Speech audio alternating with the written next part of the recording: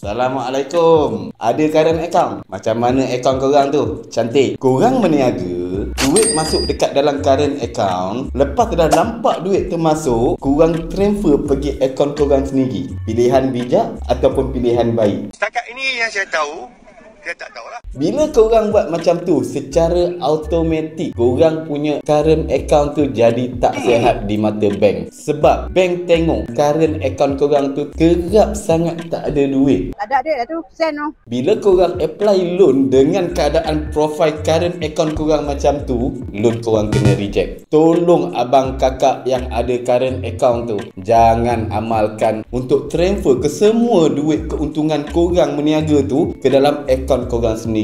Pastikan dalam akaun tu masih lagi ada simpanan yang cukup untuk korang rolling korang punya modal balik. Barulah dekat situ bank nampak yang akaun korang sihat, dan pinjaman korang insya-Allah bank akan luluskan. Pinjam macam bos, bayar macam pro, hidup macam sultan.